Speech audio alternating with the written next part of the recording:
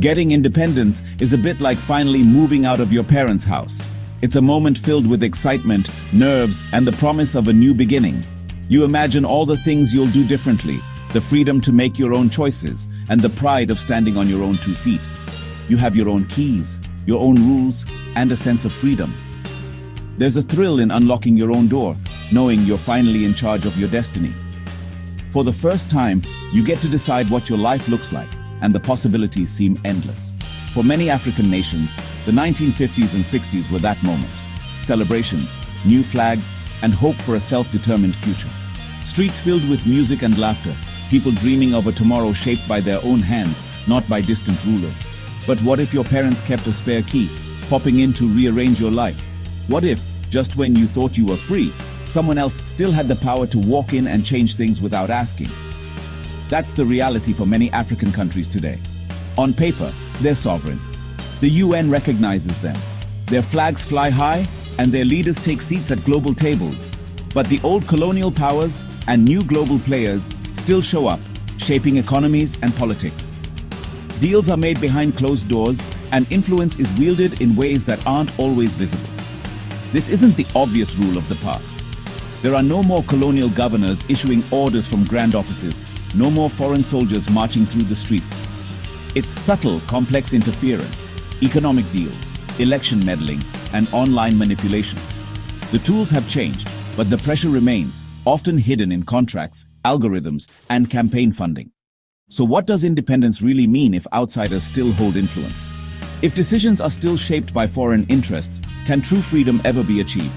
This story is about Africa's ongoing fight for true freedom, a struggle not just in palaces, but on social media and in boardrooms.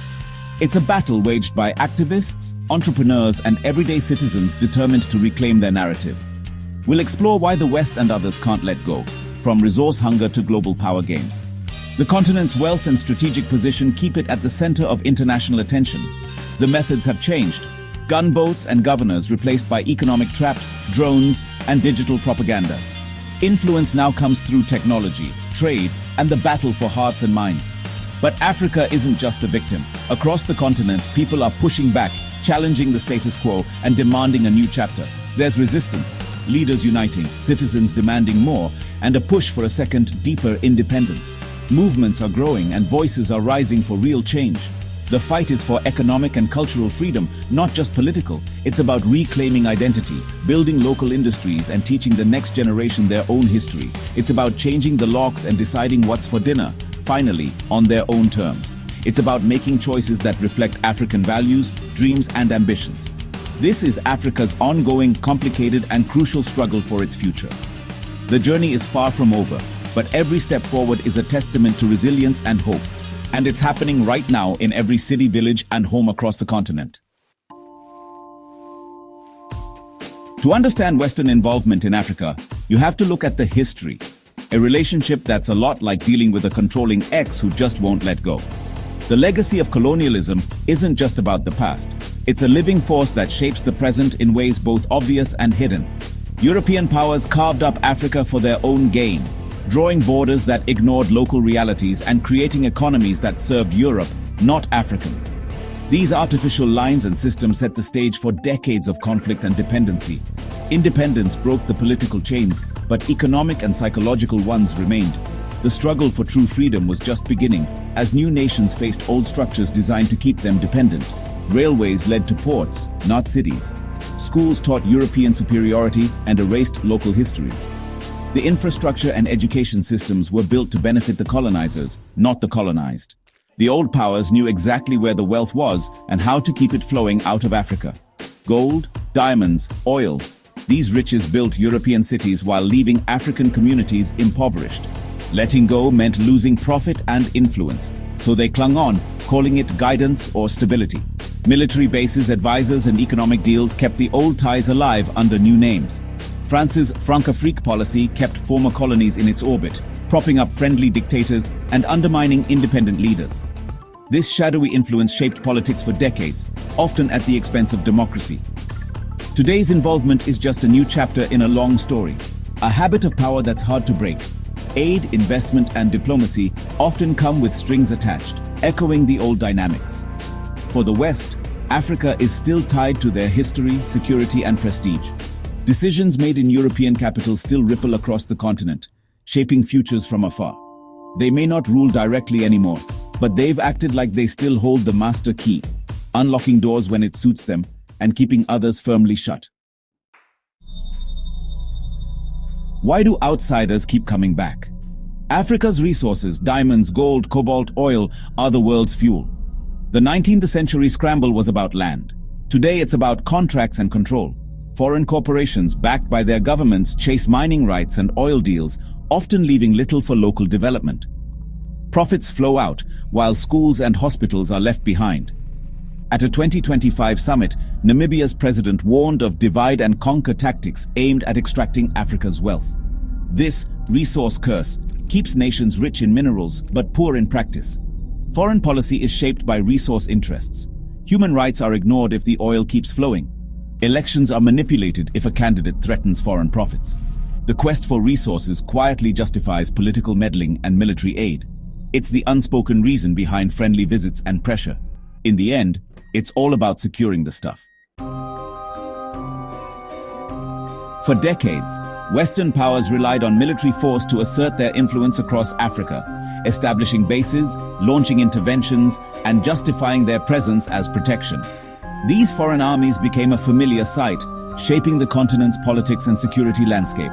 France, in particular, maintained a strong military footprint throughout West and Central Africa, claiming to fight terrorism and uphold stability.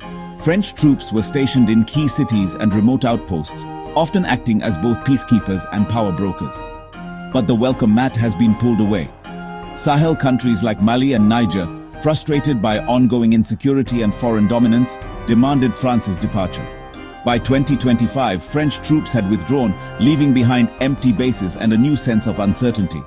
For many Africans, foreign soldiers became symbols of dependency and lost sovereignty, especially as violence and instability persisted despite their presence. Yet, military involvement hasn't ended, it's simply evolved. The departure of official armies has opened the door for new actors and new forms of intervention. Where national armies retreat, private mercenaries and security contractors step in, filling the vacuum left behind. Now, countries increasingly turn to Russia's Wagner Group, rebranded as Africa Corps, trading promises of security for access to gold mines and valuable resources. These deals are often shrouded in secrecy and controversy. Military presence is now privatized and transactional. Shadowy firms protect assets or prop up regimes, demanding mineral rights or lucrative contracts in return. This new interference is harder to spot. Russian mercenaries guard mines, private drones patrol the skies, and influence is wielded from the shadows.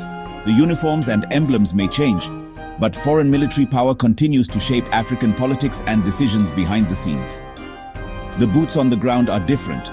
The faces have changed, but the underlying game of influence and control remains the same. Africa's struggle is now with new players and shifting alliances, but the stakes, sovereignty, security, and self-determination, are unchanged. The fight for real sovereignty continues, as Africans demand a future shaped by their own hands, not by foreign interests. In the digital age, you don't need an army to invade, just a smartphone and internet. The new battlefield is online, where fake news and propaganda shape public opinion and politics. Foreign powers use social media to manipulate elections, discredit opponents, and stoke division. Hundreds of fake accounts can flood feeds, praising one candidate and smearing another. The goal: erode trust in elections, media, and democracy itself. This isn't theory, it's happening now. Cambridge Analytica meddled in Kenya and Nigeria. Meta dismantled French-linked disinformation in Central Africa. As troops withdraw, digital tactics ramp up. Africa's growing internet access means more people are exposed, but defenses are weak. Few moderators, many languages. Meta's 2025 cut to fact-checkers made things worse. The result? African societies are left vulnerable to foreign battles fought with clicks and lies. The war for influence is now fought online. Digital interference isn't just a Western game. The battlefield is crowded. Russia is a major player, offering regime survival packages to unstable governments, mercenaries, election help, and propaganda. After invading Ukraine, pro-Russian content exploded in Africa, with hundreds of Facebook pages pushing Moscow's narrative. Meta takes down networks, but new ones appear, exploiting old grievances for new goals. China is also active, using state media to promote its image and avoid criticism, while training African broadcasters to align with Beijing's interests. Other players, Turkey, UAE, Iran, the UK, and France, run their own campaigns. The result, a chaotic information war, with competing narratives and hidden agendas. For ordinary Africans, it's hard to know who to trust. The digital space is a war zone with truth as the main casualty. Navigating this mess is a daily challenge. African nations aren't just taking this interference, they're pushing back. Movements for sovereignty are growing, from street protests to high-level summits. The message, Africa's future should be decided in African capitals, not foreign ones. Anti-French sentiment in the Sahel forced a major military withdrawal. In July 2025, leaders from liberation movement countries met to unite against new colonial tactics and economic pressure. Their strategy, solidarity. By working together, they aim to resist divide and conquer tactics and demand fairer partnerships. The road is tough, but the determination to walk it is stronger than ever. Despite coups and meddling, Africans haven't given up on democracy. Surveys show strong support for accountable democratic governments. People want fair elections and the rule of law. The problem isn't desire, but flawed systems, corrupted by both internal and external forces. Africa's youth are especially connected, skeptical, and leading pro-democracy movements online and on the streets. They see the hypocrisy of outsiders preaching democracy while backing autocrats. Disinformation targets them, but they also use social media to demand change. The push for real independence is coming from the ground up. Students, activists, and citizens demanding African solutions. The dream of democracy endures, and it's Africa's greatest strength. Africa's story in 2025 is one of unfinished business. Political independence was just the first step. Now the fight is for economic, digital, and psychological freedom.